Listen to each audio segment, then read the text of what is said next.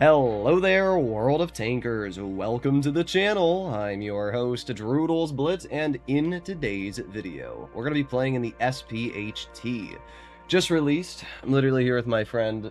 You can kind of somewhat see it. What's up, y'all? Yep, there you go. Wallet Warrior, most of you know him as, for celebrating the 4th. But I had all my videos pre-recorded, and then out of nowhere, the SPHT released. And yeah, Wallet spent $300. I spent $140. So Wargaming made over $500 on us in about 5 minutes. But yep, now we're gonna showcase 2 battles in the vehicle, and I'm also gonna showcase the armor profile. Let's start with the armor. This thing is pretty dumb. I mean, its armor's not great. This is 270 mils of pen, which is pretty average for like a tier 10 heavy. Lower half of the upper plate's only 260, lower plate's only 140. So it's pretty easy to cut through, especially if you have like even 330 gold. You're going to be cutting through this thing pretty easily. However, the upper plate, especially if you're running like enhanced armor, is 330. So even against gold, that's like 370. You know, that's probably where people have been bouncing, is this thing right here. It has pretty goofy armor. Like, it has... Yeah, those are 400 thick. And they're, yeah, I can see why, because they're angled more. So it does actually have troll armor, especially if you're using gun depression. You're going to have to go either for these cutouts on the left or the right, or you're going to have to go for the turret cheek right next to the gun, because the actual turret itself is upwards of 380. So you're not really penning the turret. It does have a hatch, which somehow people were hitting that over and over on one of the games, but in general, the armor's decent. It's not great, but you'll get bounces. Side scraping wise, it's not good at all. I am honestly shocked I've been getting bounces side scraping. Maybe people have been hitting the lower half, but if you do get this tank, I wouldn't really recommend the side scrape. People are going to cut right through your track wheel. But the armor overall, it's nothing crazy. What's crazy about the tank is that if you're running extra hit points, it has 3,536 health, which is more than any other tank, even close. I think the mouse max you can get 3,200 with double sandbag. This thing has a 36 kilometer per hour top speed, 2,900 DPM. Now, obviously, I'm running Cali, but still, that's way more DPM than it deserves. It's accurate with 0.3 dispersion. It's got decent aiming time, on movement dispersion. It's got 380 pen on the premium. Like, there's really no downsides to the gun. The mobility is better than it should be for 3,500 health, and the armor is still decent. Like, if you compare the armor on this tank to, like, a 5A, the 5A still has arguably, like, worse armor on the hull, and maybe a little bit better turret armor, but it's not, like, substantially better. And when you realize that this thing only has 100 less DPM than the 5A, there's really not a huge disadvantage to using this vehicle versus the 5A. So, yeah, I don't know. I mean, obviously the 5A is mobility and stuff, but just in terms of the armor, you guys will see. This is the first game I played in the tank. Wallet was literally watching me play this game. And, yeah, it was kind of a crazy one. I didn't even want to go this way. In the beginning of the battle, the Kron was blocking me from going over towards the position I normally like to go. Going into this position here is kind of sus, because heavies can get to that spot haul down, and you can't really do anything. It's unfair. The enemy spawn is a better position than this spawn, but it's fine.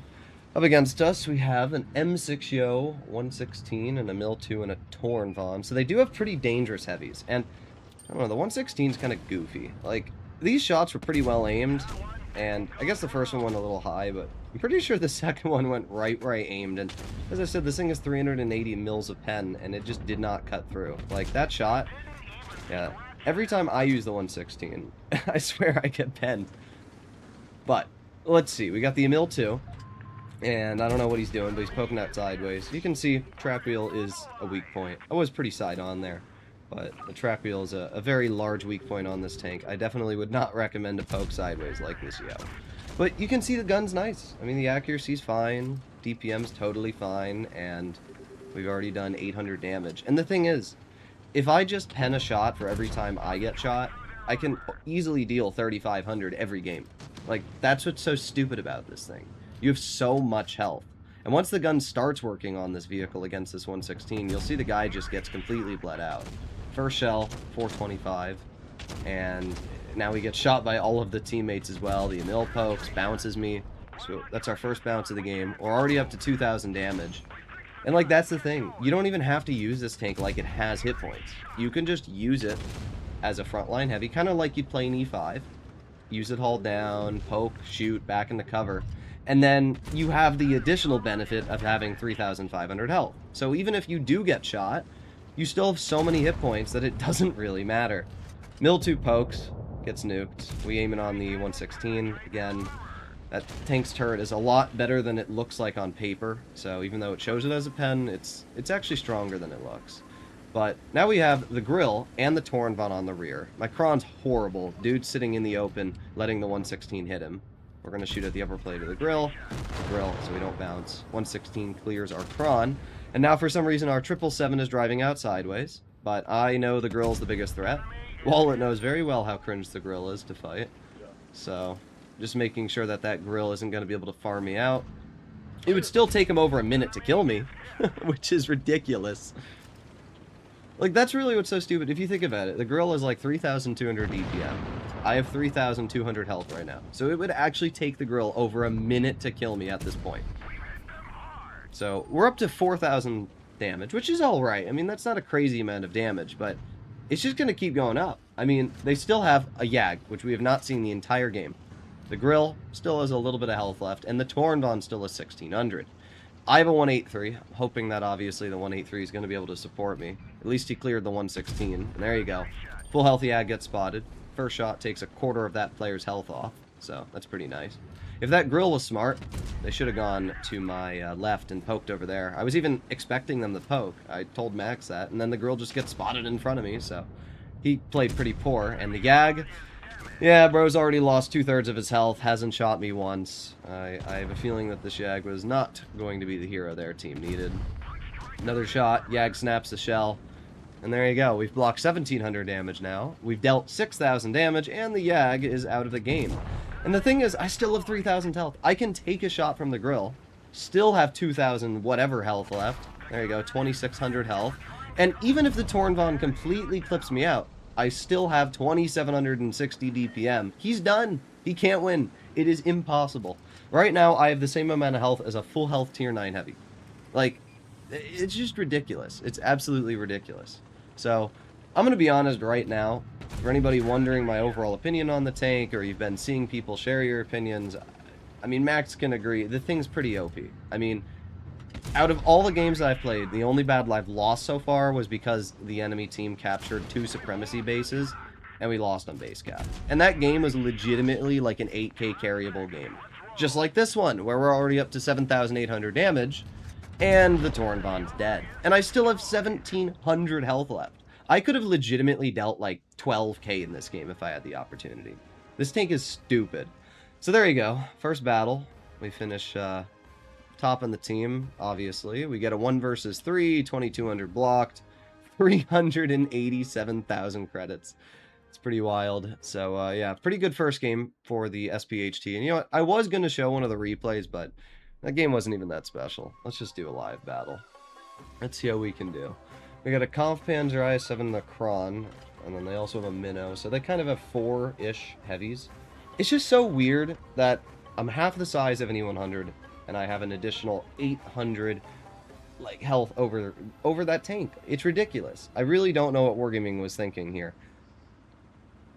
I don't know. I mean, I guess it's, would you rather have this or an autoloader? Honestly, that's better because it's up the back. I mean, the average player, I will say, the average player driving this vehicle is just going to be an HP Pinata for like anybody that's decent. Because the armor's decent, but as long as you're running Cali, you should be able to cut through the turret. This part here on the turret, you're going to be able to cut right through. And if the upper plate is exposed, you're going to be able to cut through the mid. It's kind of like a concept where you can shoot like the upper plate if you have a decent angle on it. It's just weird though. Like, the mobility's not bad. The DPM's honestly great. And in general, the accuracy is pretty solid. I would definitely say that this is an overpowered tank in a decent player's hands. Even in an average player's hands, this is probably going to be one of the highest average win rate vehicles. The Mouse is already the #1 win rate tank in the heavies category, just because even if you're garbage at the game, you still have enough health and armor that you can get bounces and make an impact. Where, you know, this vehicle, takes all the downsides away from the mouse. So, let's see. We got the IS-7, and there you go.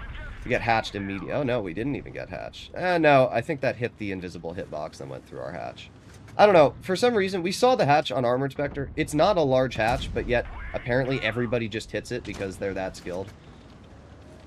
But either way, we pen the IS-7, and we have the Minnow right here. And you can see that that 380 mils of heat is ridiculous. Like, if this thing didn't have a lot of heat pen, I can see it being more balanced, but having that much heat penetration is pretty stupid. There you go. And you can see the gun. Yeah, I mean, the gun's accurate. We're already up to 1100 damage.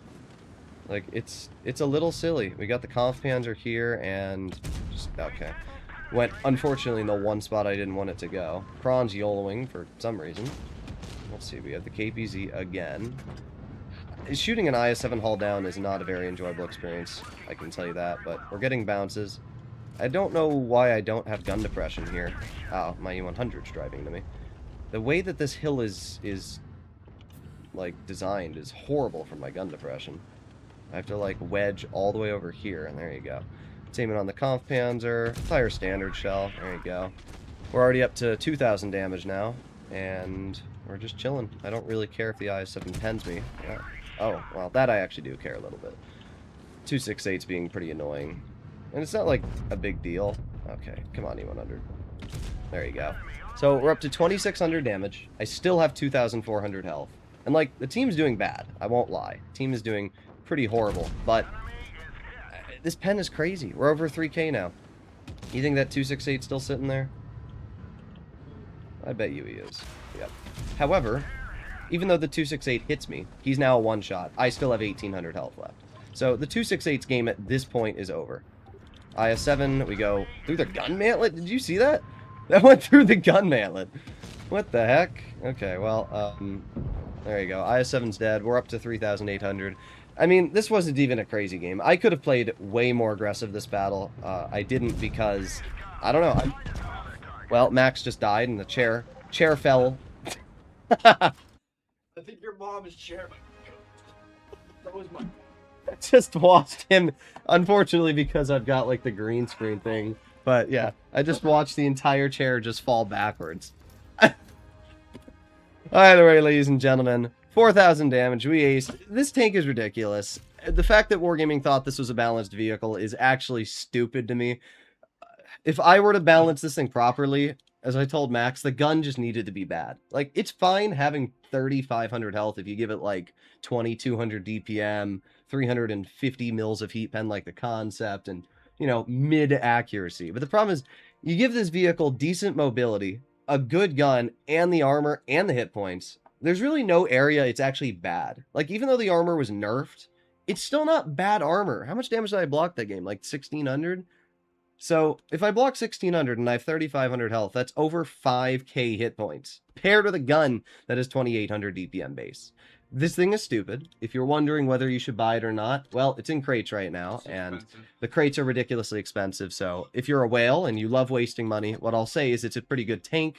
If you're not a whale and you don't have a lot of money to spend, it is a vehicle worth picking up, but not right now. I'd wait for auctions or some future event. It's already sold in crates. It's not like some special Black Friday, you know, Caro 45 ton during Thanksgiving, or it's not a special Christmas tank, so it's already going to be sold cheaper next time if it's sold in crates the first time, but it's pretty stupid. Hopefully you enjoyed the video. I'll see you all in the next one. Bye-bye.